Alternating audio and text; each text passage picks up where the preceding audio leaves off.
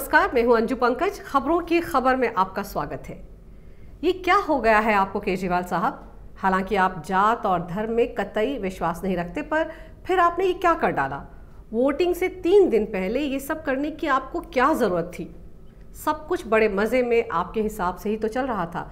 दिल्ली चुनाव से करीब 8-10 महीने पहले से ही आपने प्रधानमंत्री मोदी जी के खिलाफ कुछ भी बोलना बंद कर दिया था। अच्छी स्ट्रेटजी थी आपकी।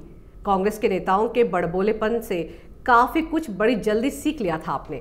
पता था आपको, जब भी किसी पार्टी के नेता ने बेलगाम होकर प्रधानमंत्री मोदी जी के खिलाफ कोई विवादित टीका टिप्पणी की तो उस पार्टी की उल्टी क्लास जनता ने चुनाव में लगा डाली। तो आपने भी अपना मुंह बंद कर लिया था। खैर, यहाँ तक सब कुछ ठीक ठाक चल रहा था, पर ये सोमवार को आपने क्या कर डाला? खुद को हनुमान जी का कट्टर भक्त बताते हुए आपने हनुमान चालीसा का पाठ तक कर डाला। अरे कल तो सोमवार था, बजरंग बली का दिन भी नहीं था, फिर भी आपने हनुमान चालीसा पढ़ ली। आज पढ़नी चाहिए थी मंगलवार को हनुमान चालीसा, वो भी किसी रैली में पढ़ते। एक मीडिया हाउस के कार्यक्रम में पढ़ने से तो बात नहीं बनेगी। अब वैसे एक बात ज़रूर कहूँगी, आप अच्छा नहीं गाते हैं। अच्छा ये बताइए केजरीवाल जी कि आप सेक्युलर हैं, फिर हनुमान चालीसा पढ़कर आप क्या साबित करना चाह रहे थे?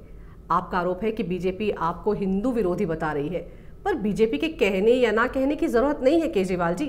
अभी तक तो सबको आपकी यही वाली फ़ोटो याद है। मैंने तो पहले ही कहा था कि आप यही वाले सेक्युलर हैं जो चुनावी मौसम में जालीदार टोपी पहनकर मुसलमानों को टोपी पहनाने में यकीन रखते हैं। रोज़ा इफ्तार में हाथ उठाकर ऐसे दुआ मांगते हैं जैसे कि पूरी नमाज आपको कंठस्थ हो। नौटंकी इतनी कि वीडियो में आप बुदबुदाते हुए नजर आते हैं। ऐसा ड्रामा कि मौलवी भी शर्मसार हो जाएं। वैसे कोई बुरी बात नहीं है, वोट की खातिर ये सब करना ज़रूरी होता है।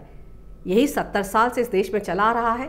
आपने टोपी पहन ली तो बुरा भी क्या है, लेकिन अचानक आपको हनुमान चालीसा पढ़कर खुद को हिंदू साबित करने की क्या सूझी?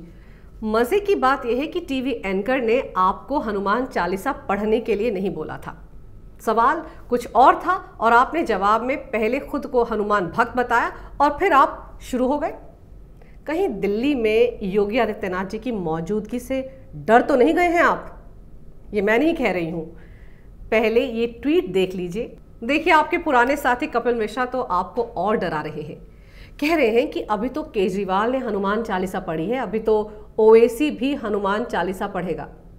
ये क्या हो गया है आपको? कम से कम अपनी सेकुलर छवि का तो आपको ख्याल रखना चाहिए था। मतदान से ठीक 3 दिन पहले ये सब करना आपकी 5 साल की मेहनत को चूना लगा देगा। सोचिए, वो शाहीन बाग की भीड़ जिसके भरोसे आप दिल्ली की जंग जीतने की सोच रहे हैं, वो अब आपके बारे में क्या राय रख रही होगी? कितनी मेहनत से आपने शाहीन बाग में अमानतुल्लाह को भेजकर भीड़ जुटाई थी, और फिर ऐसा देश विरोधी समा यहाँ पर आपके नुमाइंदों ने बांध दिया कि आंदोलन CAA और NRC के दायरे से निकलकर जा पहुंचा पाकिस्तान। जरा सोचिए, पाकिस्तान तक में आपके फैन हैं जो आपकी जीत के लिए दुआएं मांग रहे हैं। ये देखिए क्या फरमा रहे हैं पाकिस्तान के एक मंत्री। अब जब सारा खेल इतना स्मूथली चल रहा था, बिजली फ्री, पानी फ्री की रेवड़ियां आप दिल्ली वासियों को बांट रहे थे, वो बात अलग है कि वो सब कुछ मार्च महीने तक के लिए था। चुनाव से 2 महीने पहले कुछ CCTV आपने लगवा दिए थे। भले ही आपने 15 लाख CCTV लगाने का वादा ना निभाया हो, पर कोई बात नहीं, लोग झांसे में तो आ ही गए थे। पर 1200 मोहल्ला क्लिनिक की जगह 200 काम करने भी लगे थे। भले ही उनके आसपास गंदगी का अंबार लगा हो, पर मीडिया वाले तो आपके नाम की माला जप ही रहे थे। गोदी मीडिया भी आपके साथ आ ही गया था, भले ही कुछ लेना देना पड़ा हो। ये छुपी हुई बातें तो है नहीं। अब इतनी मशक्कत चुनाव में करनी पड़ती है केजरीवाल साहब, मुफ्त में कोई CM थोड़े ही बनता है। अरे हाँ, मैं तो भूल ही गई थी कि आपने 25 लाख रुपए लगाकर एक क्लासरूम की वाइट वॉश करवाई थी। लेकिन देखिए मीडिया ने कैसे बखान किया कि केजरीवाल ने सरकारी स्कूलों का कायाकल्प कर दिया, जबकि आपने 500 नए स्कूल खोलने की बात कही थी, वो तो हुआ ही नहीं। खैर, अब सारे वादे थोड़े ही पूरे हो पाते हैं। अब आप कोई मोदी जी तो है नहीं, इतना भी क्या बहुत है। फिर काहे इतना डर? फिर क्यों आपने ये CAA का बवाल शुरू कर दिया? शाहीन बाग में मौजूद भीड़ बिरयानी खा खाकर आपके पक्ष में हवा बना रही थी, तो फिर योगी जी से डरने की आपको जरूरत ही क्या थी? हिंदू विरोधी दिखने में या हिंदू होने में आपको कौन सा नुकसान नजर आया कि आप फिर पलटूराम बन गए, U-टर्न ले लिया एक ही झटके में? उन 5 प्यारों के बारे में भी नहीं सोचा, ओखला से अमानतुल्लाह को आपने टिकट शाहीन बाग में भड़काऊ भाषण देकर भीड़ इकट्ठा करने की एवज में ही तो थमाया था। कम से कम उसके बारे में तो सोच लेते आप। उधर सीलमपुर और मुस्तफाबाद के टिकट भी अब्दुल रहमान और हाजी यूनुस को तोहफे में ही दिए थे आपने। याद है ना आपको कितना दंगा भड़कवाया था इन दोनों ने अपने अपने एरिया में। वो मटिया महल से इकबाल और बलीमारन के इमरान हुसैन तक को आपने उनकी बिरादरी में शर्मसार कर दिया है। यूं कहें कि इनकी लगाई देश विरोध की आग पर आपने पूरी तरह से पानी डाल दिया। कितना बड़ा काम किया था आपने इन सभी को तमाम आरोपों और दंगे भड़काने के आरोप के बावजूद टिकट देकर। अब क्या मुंह लेकर जाएंगे ये सब शाहीन बाग और अपने अपने इलाके में।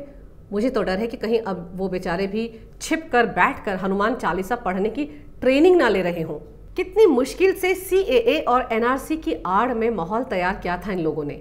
आपने हनुमान चालीसा पढ़ने से पहले इनके बारे में कुछ भी नहीं सोचा। बहुत बुरी बात है केजरीवाल जी।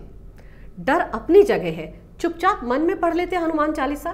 क्या जरूरत थी सारे जहान को बताने की। खैर, आपका डर भी गलत नहीं है। याद है ना लोकसभा चुनाव के वक्त राहुल गांधी और प्रियंका गांधी भी मंदिर मंदिर घूम घूम कर माथा टेकते नजर आए थे। राहुल कभी धोती तो कभी तिलक तो कभी जनेऊ धारण करते दिखे थे, पर फिर भी उन्हें लोगों ने शायद हिंदू नहीं माना और चुनावी नतीजे उसका प्रमाण है। और तो और आपने तो वाम दलों और टुकड़े टुकड़े गैंग तक की नहीं सोची। वो वाम दल जिनके नेता कन्हैया और खालिद पर JNU में देश विरोधी नारे लगाने का आरोप लगा था। मामला इसलिए आगे नहीं बढ़ पा रहा क्योंकि फाइल आपने दबा रखी है। शाहीन बाग में भी आपके राज में टुकड़े टुकड़े गैंग ने क्या कुछ देश विरोधी नारे लगाए, आप इसमें देख सकते हैं।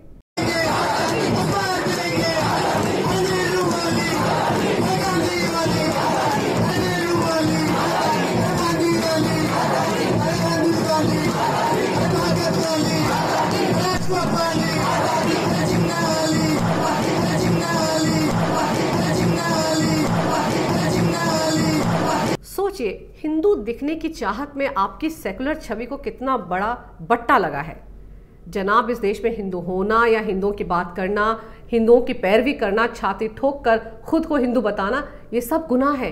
ये सब कहना तो कट्टरता है, ये सब कहना तो सांप्रदायिकता है, ये सब कहना तो कॉम्युनल है। हिंदुओं को गाली देना ही सेकुलरिज्म है इस देश में। जो जितना हिंदुओं को गाली देता है वो उतना बड़ा सेकुलर नेता होता है इस देश में। ये सब आप कैसे भूल गए। पर हाँ, अब तो जो कुदरती बिरयानी और कोरमा चाय नाश्ता आप शाहीन बाग में बरसवा रहे थे वो भी PFI पर कसते शिकंजे की वजह से बंद होने की कगार पर है। कम से कम ये भंडारा आपको चुनाव तक लगाए रखना चाहिए था। और हाँ, ये बताना तो भूल ही गई, पिछली बार विधानसभा चुनाव से पहले कैसे क्रिश्चियन चर्च पर हमले हो रहे थे, तब आपने पूरी हिंदू बिरादरी पर आरोप लगा दिया था।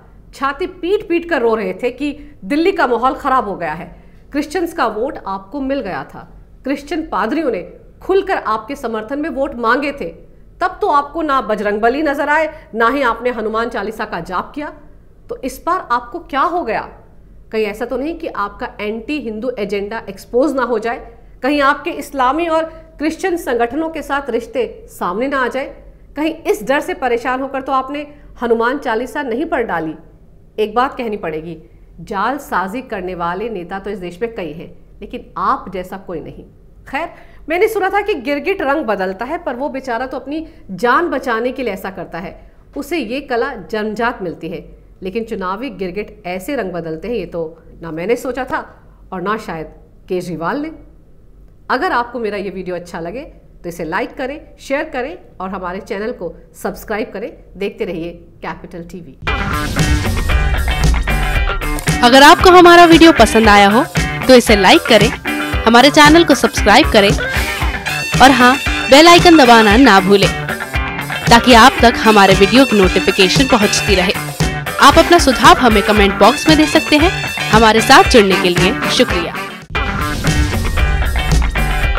अगर आपको हमारा वीडियो पसंद आया हो तो इसे लाइक करें, हमारे चैनल को सब्सक्राइब करें और हाँ, बेल आइकन दबाना ना भूलें ताकि आप तक हमारे वीडियो की नोटिफिकेशन पहुंचती रहे।